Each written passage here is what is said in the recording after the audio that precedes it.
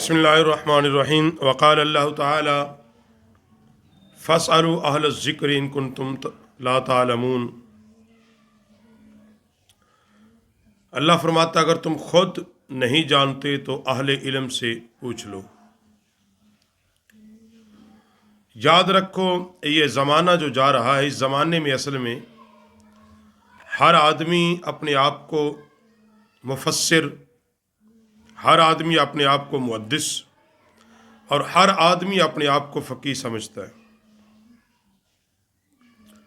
कुरान पाक ने एक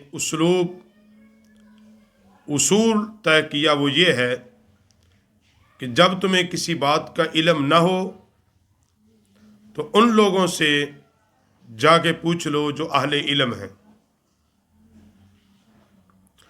अपनी मर्जी से और अपने ज़हन से मसलों को ना बनाया जाए और ना तराशा जाए।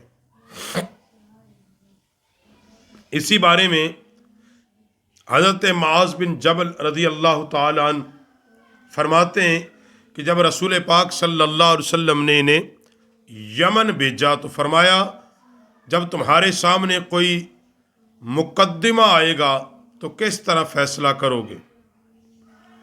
इन्होंने अर्ज़ की अल्लाह की किताब से। फरमाया अगर अल्लाह की किताब में ना पाओगे तो फिर अर्ज़ की या रसूलल्लाह सल्लल्लाहु अलैहि वसल्लम आपकी सुन्नत से।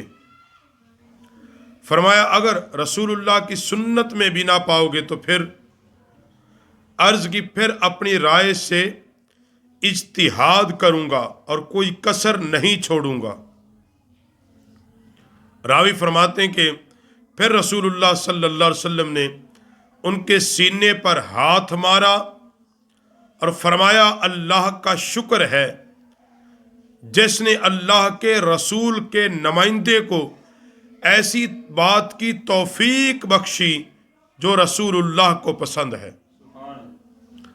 इस हदीस पाक से जो बात असल में साबित होती है वो ये है कि किसी भी मसले को अखज़ करने के लिए सबसे पहले किताबुल्लाह है, अल्लाह की किताब है।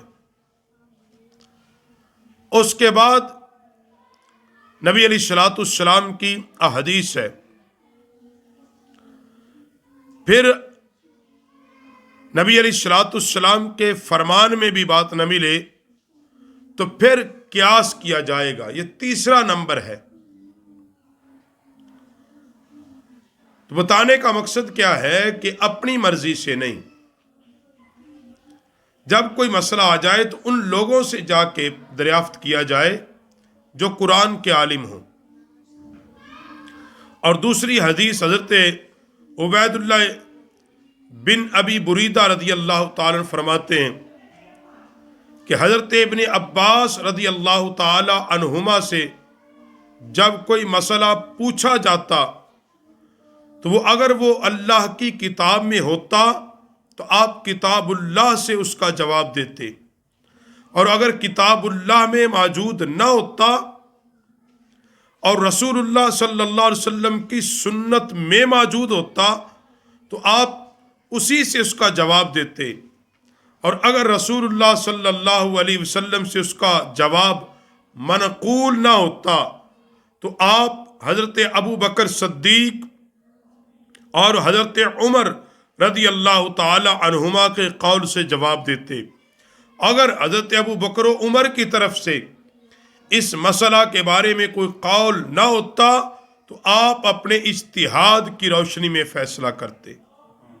अब इस हदीस में एक दर्जा और बढ़ा कि पहला किताबुल्लाह ताला, सुन्नत रसूल और फिर अक़वाले सिहाबा। अक़वाले सिहाबा से भी अगर मसला हल न हो तो फिर जाके क़यास की ज़रूरत पड़ती है। तीसरी हदीस इसी बारे में हज़रत काजी शुरैह फरमाते हैं उन्होंने हज़रत उमर रज़ी अल्लाह ताला अन्हु की तरफ रहनुमाई लेने के लिए ख़त लिखा। उन्होंने इन्हें जवाबन लिखा जो कुछ अल्लाह की किताब में है इससे फैसला करो।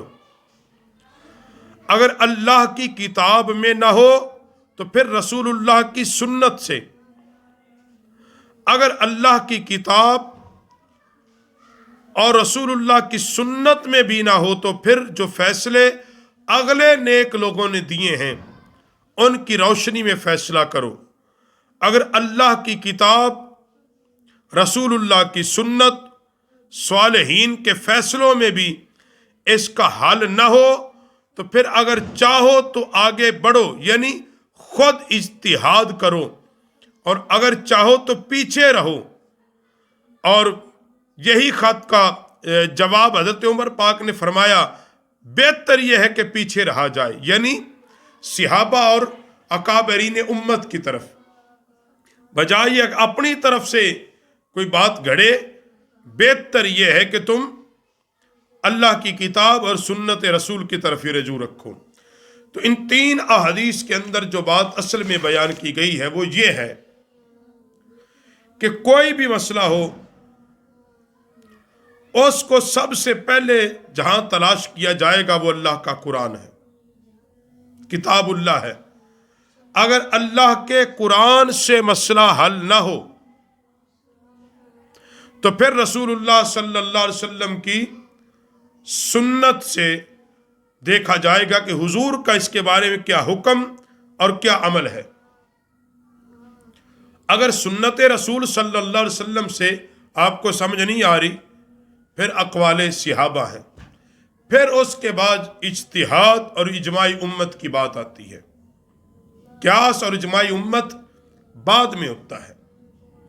تو آج کے اس موضوع میں جو چیز سامنے آئی ہے، اور ایک بات اگر اللہ کے قرآن سے ثابت ہو گئی ہے تو پھر اگر اس کے مد مقابل کوئی بندہ یہ کہے کہ یہ حدیث سے آ رہا ہے، ہم قرآن کی بات مانیں گے، اور ایک مسئلہ حدیث سے، حضور کی سنت سے ثابت ہو گیا، اس کے مد مقابل کوئی اقوال صحابہ لے کے آئے گا تو اقوال صحابہ چھوڑ دیے جائیں گے، سنت رسول کو اپنایا جائے گا۔